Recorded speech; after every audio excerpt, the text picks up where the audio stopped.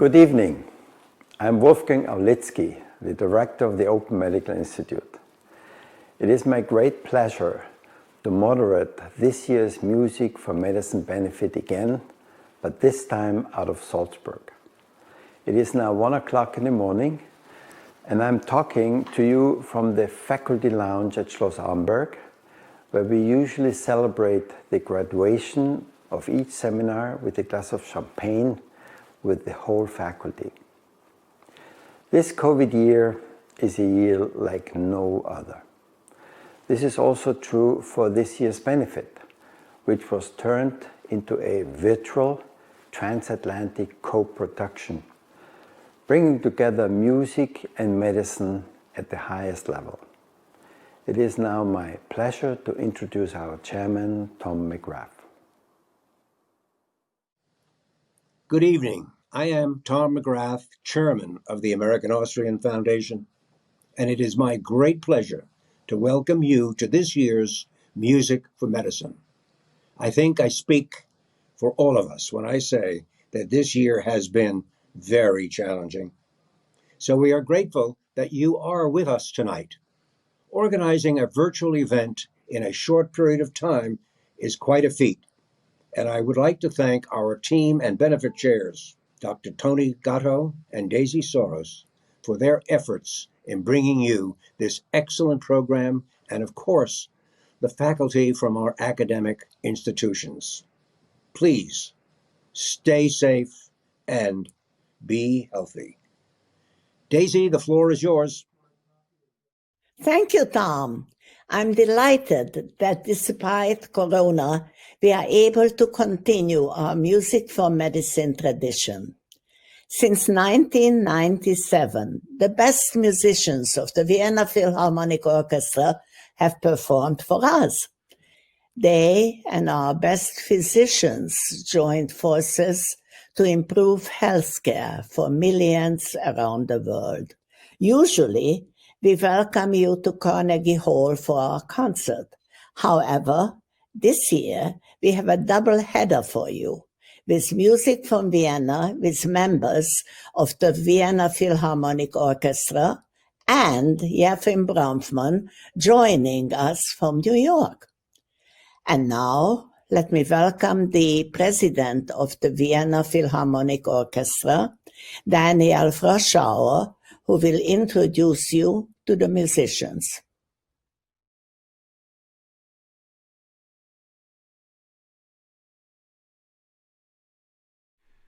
The Vienna Philharmonic is very happy to support the American Austrian Foundation. This year, we have to do it by video, and we have two of our top musicians, Rainer Honeck, our concertmaster, and Annelien Lennartz. I find it particularly charming that they chose to play the Fantasy by Saint-Saëns, because our orchestra collaborated with Saint-Saëns on several occasions. I may point out that Saint-Saëns came to Vienna to play here at the Musikverein with our orchestra Beethoven Third Piano Concerto under the conductor Hans Richter, and he also conducted his own music. And in 1906 he came to Salzburg to play Mozart's E-flat Piano Concerto with our orchestra. So there was a collaboration on several occasions, so I'm happy they chose that piece. When I, in 2017, went to New York to attend the fundraising for the American Austrian Foundation, I was very touched by a film I saw about the activities of the foundation, in which I saw that doctors from abroad come to Salzburg and study to perform operations and then bring it back to their respective countries. And this idea was very touching in many ways. So I'm happy that we can support these activities again. I hope next year again in person, and I wish you all the best. Thank you. Well, harp and violin is a wonderful combination, but sadly not many composers wrote originally for this duo. But we're very happy to present you an original piece by Camille Saint-Saëns, and it's the Fantaisie. I hope you enjoy.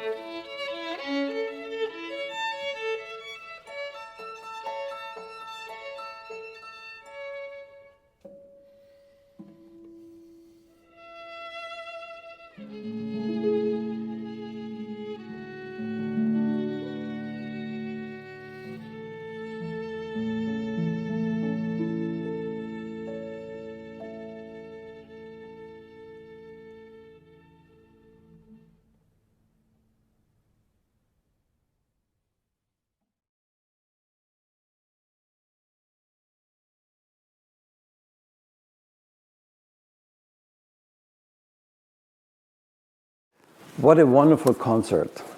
Thank you for this great performance. It was the 24th time that the Vienna Philharmonic Orchestra played for us, but it was the first time that they could not come to New York and that we could not have dinner afterwards. And I must tell you, we really missed that opportunity. And we really hope that we will be together in New York next year at the benefit Music for Medicine. It is now my great pleasure to introduce Augustine Joy, the Dean of Weill Cornell Medicine. It was in 1993 when physicians of Weill Cornell and the American Austrian Foundation decided to start the Open Medical Institute. Thank you, Danielle. And thank you, Rainer and Annelien, for this wonderful concert, which allowed our minds to wonder and forget about COVID-19.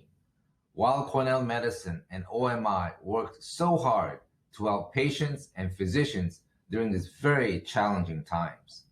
As the holiday season is upon us, I know we're all eagerly awaiting a vaccine so that we can reunite with family and friends very soon. It is therefore an honor to welcome Dr. Anthony Fauci, graduate of Weill Cornell Medicine and director of the National Institute of Allergy and Infectious Diseases of the National Institutes of Health, who will speak to us about COVID-19. On behalf of the entire community, we thank Dr. Fauci for his leadership and his will to fight off this coronavirus. Thank you. Greetings. My name is Tony Fauci, and it is my great pleasure to speak about COVID-19 at the Open Medical Institute's special program. I also thank you for all your good work, especially during these difficult times. As you can see from this first slide, I'm going to be addressing with you today the public health and scientific challenges of COVID-19. This is a slide of the cover of JAMA from January of this year, in which my colleagues and I wrote a viewpoint. This was very soon after the recognition of this new pandemic coronavirus.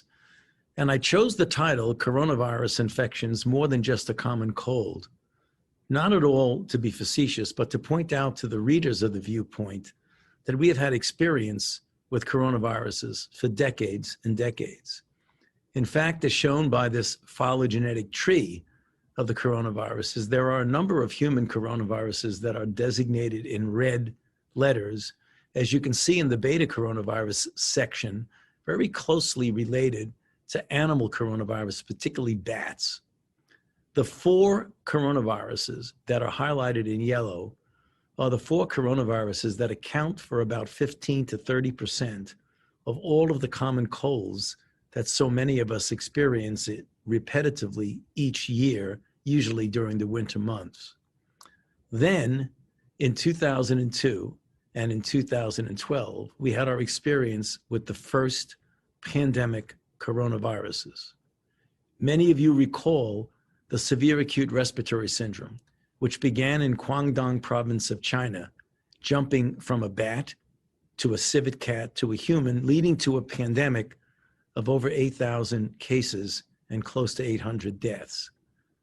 It was contained completely by public health measures, likely because although it spread well in iatrogenic settings, it did not spread globally in a very efficient and effective manner. 10 years later, in 2012, we had the Middle East Respiratory Syndrome, or MERS, which again came from a bat to a camel to a human in Saudi Arabia, and it did not have the capability of rapid spread as the original SARS did, and it still is actually smoldering somewhat in the Middle East. But here we are today. Now we are dealing with the third of the pandemic coronaviruses, recognized clinically in the Wuhan district of central China in December, and then identified as a new coronavirus by the Chinese in the first week of January, where they put it on a database that was public, from which much of the work on vaccines has now evolved, which I'll get to in a moment. So now what we have is a SARS coronavirus, and notice the proximity to the original SARS, which essentially triggered a change in the nomenclature. So the original SARS became SARS-CoV-1, and the new coronavirus became SARS-CoV-2. So speaking of nomenclature, what we have is a disease designated as COVID-19 for coronavirus disease 2019 as the disease, and the novel coronavirus, as I mentioned, is now called SARS-CoV-2. So what has this brought to our planet? The most devastating pandemic of a respiratory illness in the last 102 years since the famous or infamous pandemic of 1918. Now, as of the 23rd of November, close to 60 million cases globally and about 1.4 million deaths. We in the United States of America have been hit the hardest of any country in the world, with 12 plus million cases and over 250,000 deaths, with a density of cases per 100,000 population shown on this heat map of the United States with the darker colors in blue indicating a high case rate per 100,000 population. Now, if you look at this another way, let's look at where we are right now. Look at the right-hand part of the slide, the lower right. 6 months ago, 5, 4, 3, 2, 1. The red indications indicate the hot places, namely where you have cases per 100,000, dark red being the worst, green being really good. Take a look at the new cases per 100,000 over the last couple of weeks. The country is essentially, if you want to use the metaphor, red hot with an outbreak. And as a matter of fact, if you look at the surges of cases throughout 3 periods during this 9 to 10 month period that we've experienced, look at the slope of the trajectory in early spring when the New York metropolitan area was seriously hit. Then look at the late spring, early summer, where you saw the trajectory of the curve. But look at the slope of the curve of where we are right now as we get into the cold months of the soon end of fall and early winter, particularly during the travel season, why there is such concern about the numbers of cases that are breaking all records now. We can get back to that in a bit, but let's now just switch over quickly to the virology. When you look at this virus, as I showed you on a prior slide, it's a beta coronavirus. It's an RNA virus, which you would expect to mutate somewhat, and it does. There are 4 structural proteins, the S or spike protein being the most important, particularly the receptor binding domain, which binds to the ACE receptor, which is distributed on cells in the upper and lower airway, the GI tract, cardiovascular tissue, and others. Work has been done at the NIH on the precise conformational structure as determined through cryo-EM, which is referred to as the prefusion conformation shown here, which is the basis of virtually all, with one exception, virtually all of the vaccine work that is being done to induce an immune response against this particular component in this particular conformation. What about transmission? This is a respiratory transmitted virus by typical respiratory droplets, which generally are large enough to fall within a few feet, hence the 6-foot rule of social and physical separation. However, recent data have indicated that there is a degree of, we're not sure exactly how much, but a degree of aerosol spread, which means droplets that are light enough to be able to stay suspended over time and various distances. And how long this lasts and for how long is still up to discovery, and hopefully will be delineated as we get more information. The virus is found in the stools, semen, blood, and other secretions. The role of this in transmission is unclear, but likely not of a particularly large significance. The risk of transmission varies due to a number of factors: the type and duration of exposure, prevention measures used, the viral load. Transmissions are common among household contacts and in healthcare settings when PPE is not used or not properly used, and certainly in closed settings, such as cruise ships, nursing homes, and prisons. Factors that may increase the risk are crowded and closed spaces with poor ventilation. And most people would think that it's by coughing and sneezing, which is true, but also by singing or speaking loudly or even breathing heavily, which is the rationale for why we have 5 fundamentals to prevent the acquisition and transmission of this virus: the universal wearing of masks or cloth face coverings, maintaining physical distances of at least 6 feet, avoiding crowds in congregate settings, doing things outdoors much better and much more preferential than indoors, and frequent washing of hands. One of the extraordinary aspects of this infection, that of the millions and millions of individuals that have been infected, about 40 to 45% of these are without symptoms, and modeling studies show that these asymptomatic individuals are a major source of the community spread, the silent spread that is so difficult to do contact tracing on. Modeling studies, as I mentioned, have shown that as many as 50% of the transmission are actually through transmission from an asymptomatic person to an uninfected individuals. What about the clinical manifestations? The early signs and symptoms are very reminiscent of what we commonly call a flu-like syndrome, with the manifestations and the percentages shown on this slide. However, a substantial proportion of people also have the curious experience of a loss of smell or taste, which usually precedes the onset of respiratory symptoms. Of those who do have symptoms, about 80% the symptoms are mild to moderate, not requiring any particular medical intervention, certainly not hospitalizations. Where about 15 to 20% of individuals have severe and critical symptoms and signs, and in fact, often require substantial intervention, such as hospitalization, critical care, intubation, and mechanical ventilation.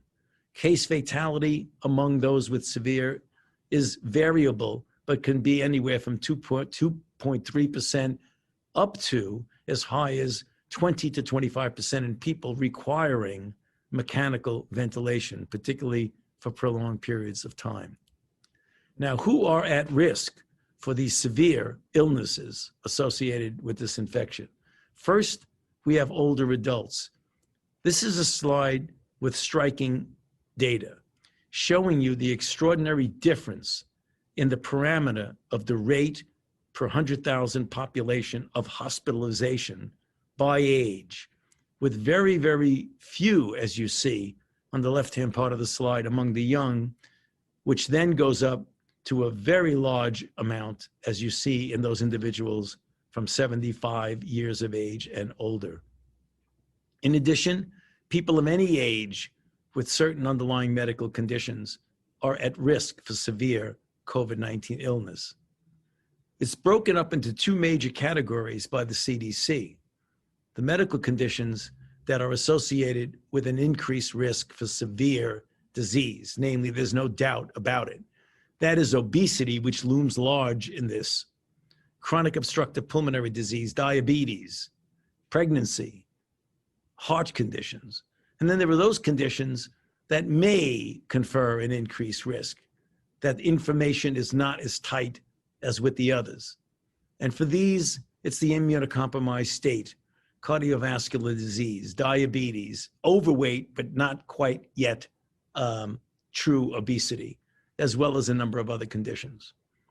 The manifestations of once you get a severe manifestation, acute respiratory distress syndrome dominates that picture, but we also see cardiac dysfunction that might lead to arrhythmias, cardiomyopathies, and sudden death.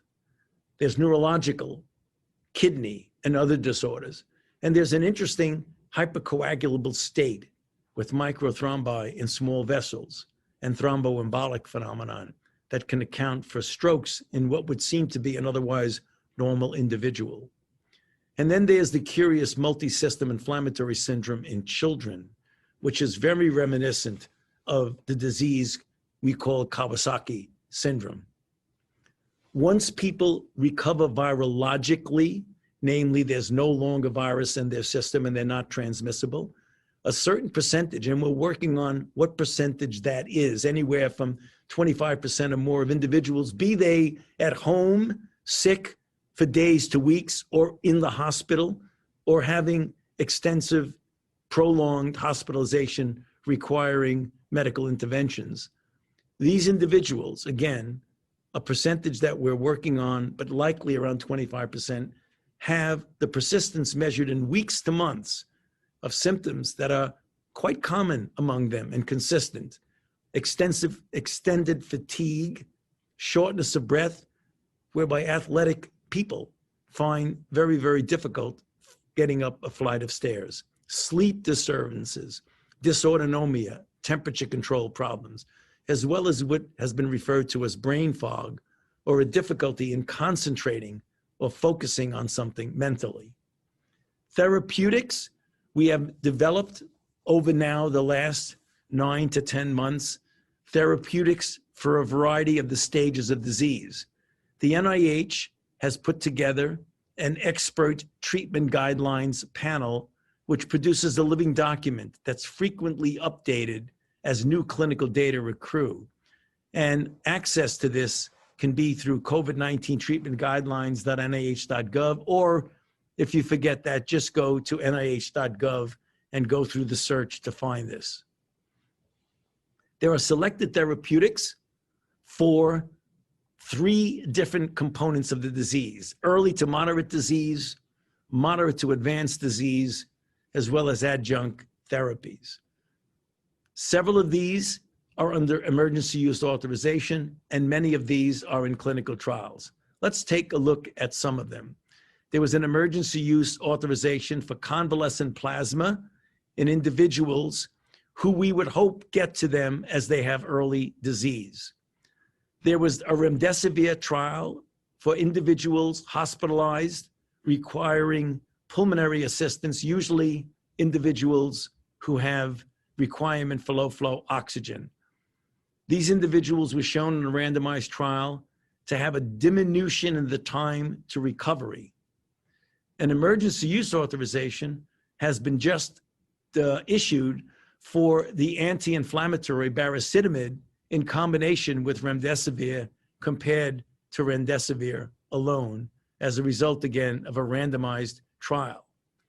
Recently, the FDA has authorized the use of a monoclonal antibody from the Lilly company, in this case, bamlanivimab, which is good for treating mild to moderate illness in people who have an age of greater than 12, but in all patients.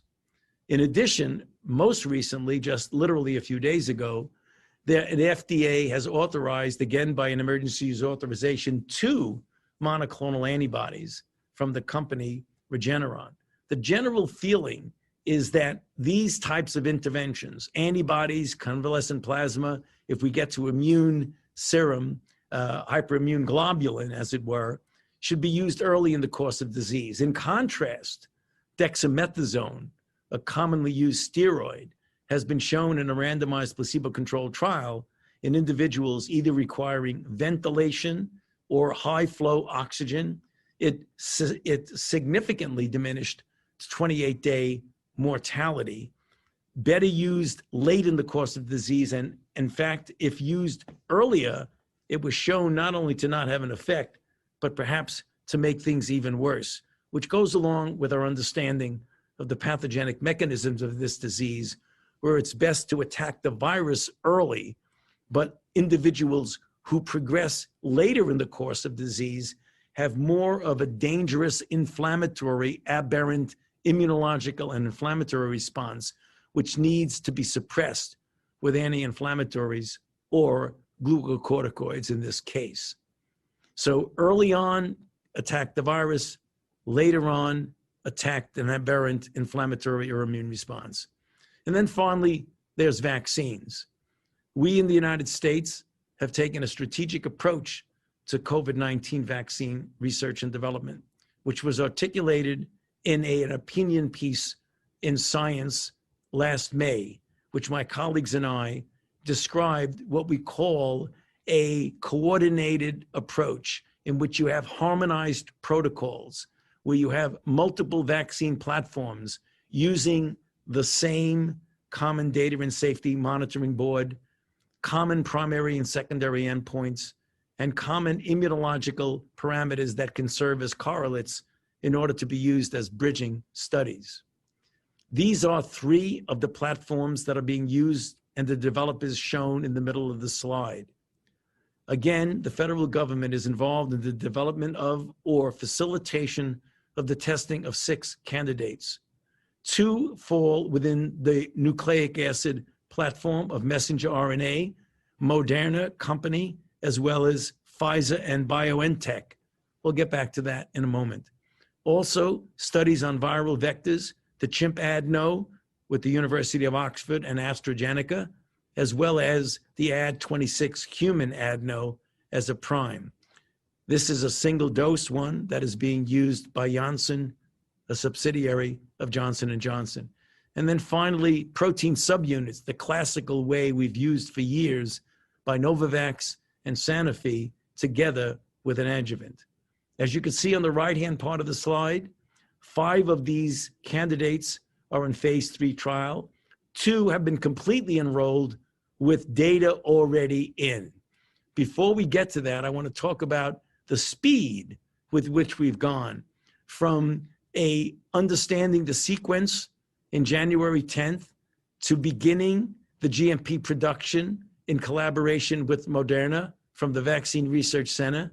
A little bit more than 2 months later, a phase 1 trial, then into a phase 2 a couple of months later, and then getting into a phase 3. And now in November, we have a vaccine less than a year later, which is showing about a 95% efficacy. And in fact, if you look at the trials that are being done, Pfizer, who did this somewhat independently, came out with data showing a very impressive 95% efficacy.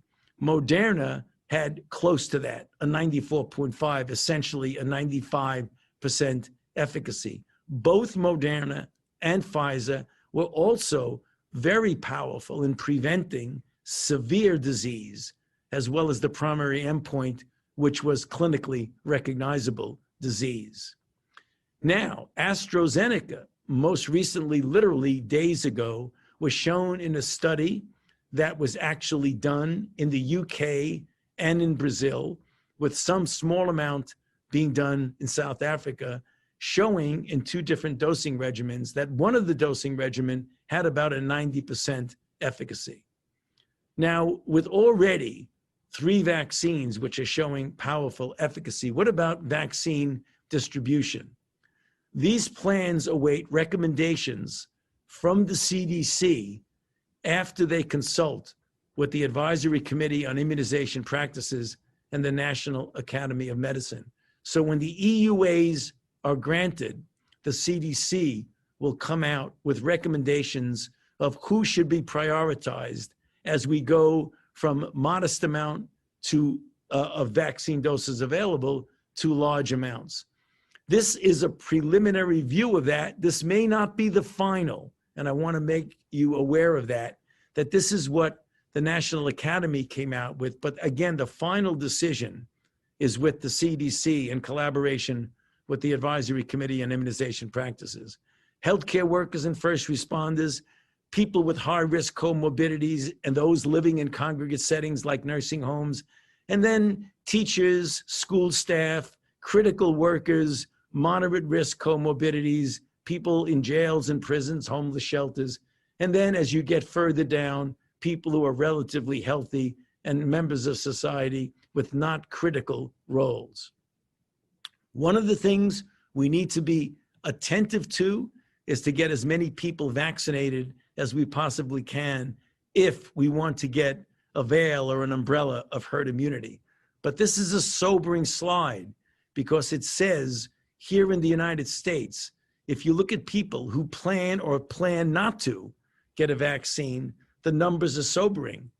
If you look at the bottom, particularly the vulnerable population that I mentioned a moment ago, African Americans and Hispanics, look at the African Americans. 40% don't want the vaccine, 32% are not sure. Hispanics a little better, 23 and 37. So we really have a responsibility of reaching out at the community level to be transparent and let people know of the independent nature of the process that went into deciding whether or not a vaccine was safe and effective. And I want to end again with this slide that I believe is very important. And that is, we've been hit with now 3 pandemic coronaviruses, one of which is now ongoing and raging and historic in nature. Clearly, it is time for us to develop a universal corona vaccine. We've shown very quickly and expeditiously that you can make a highly efficacious vaccine against this coronavirus. So I feel strongly it will put a lot of effort into the goal that I believe we can achieve of developing a universal coronavirus that would protect us not only against the common colds that we get affronted with literally every year, but also the ongoing danger of yet again another coronavirus pandemic. Thank you very much for giving me this opportunity to make this presentation. Thank you, Dr. Fauci, for sharing your insights and for your leadership. We're all aware of the tremendous demands on your time as guardian of the nation, and thank you for your willingness to carve out a moment to be with us tonight. The selfless dedication of the Weill Cornell and Open Medical Institute faculty to sharing knowledge and expertise in order to improve the quality of healthcare in countries in transition is exemplary. Dr. Fauci, you are the true embodiment of this kind and generous spirit which inspires us to give the best of ourselves. I am proud to have established Alianza Médica para la Salud, a Mexican foundation, a decade ago in order to partner with OMI. The need to train Mexican physicians and improve healthcare in Mexico has never been greater. My wife Almudena and I are committed to continue our support for this exceptional endeavor, and we're pleased to announce a gift of $250,000 to endow the Salzburg Weill Cornell Seminar in Pulmonology, which is being led by Dr. Agustin Choi. We know how important it is to provide better healthcare to people all over the world, and lung-related complications are widespread with COVID-19, as well as past threats such as MERS and SARS. I hope our gift inspires others to support seminars dealing with other infectious diseases. My esteemed board colleagues, Dr. Tony Gatto and Daisy Soros, have already made such gifts. With an annual roster of 40 OMI seminars, this leaves 37 more to endow. Our annual gala has always been about music in support of medicine. True to this tradition, it is my distinct pleasure to introduce another outstanding musician and good friend of the American Austrian Foundation, Maestro Jeffin Brofman.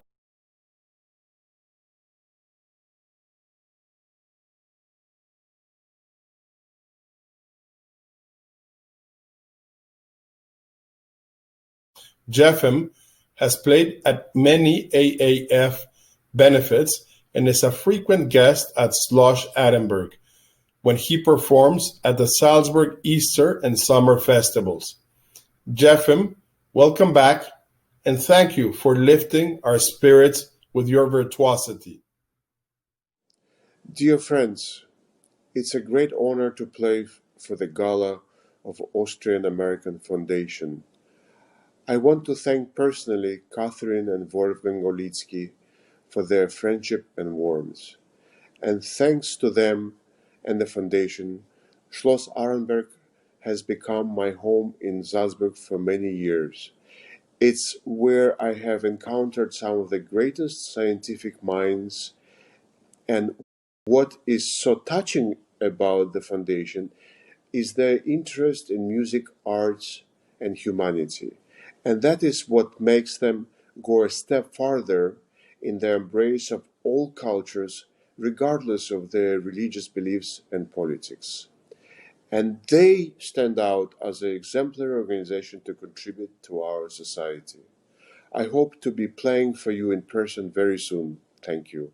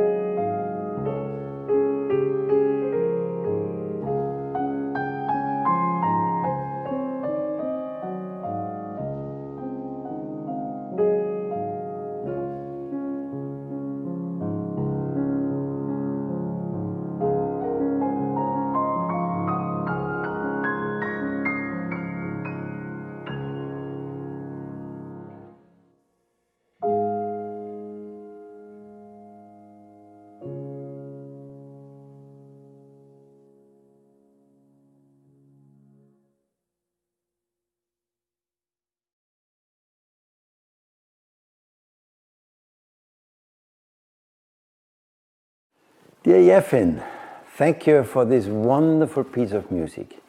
We hope to see you again soon in Salzburg.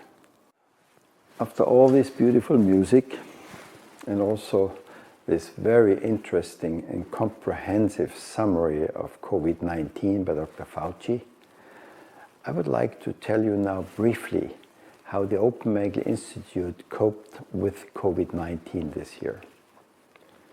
We started with lots of energy into 2020. We had 5 to 10 times more qualified applicants that we could take for each seminar. But after 7 seminars, we were hit by the first lockdown. More than 700 travel arrangements from faculty and fellows had to be cancelled. But in order to bridge the gap and also continue our mission, we decided to design all virtual seminars, which we called Ominars. These highly interactive webinars were very well received and helped us to not only continue our mission, but also offer something to our fellows from all over the world. And then, against all odds, the Salzburg Music Festivals took place. We decided to copy their successful COVID prevention concept and started to organize hybrid seminars in the fall. We were able to hold 6 hybrid seminars with 200 participants in a row. Let me briefly explain to you what means hybrid seminars. Well, the fellows and the faculty from Europe were present on site, but US faculty, which due to travel restrictions could not travel and could not come to Salzburg, they were live streamed into the lecture hall. But then the second COVID wave hit Europe, and we had to switch back to the Ominar format.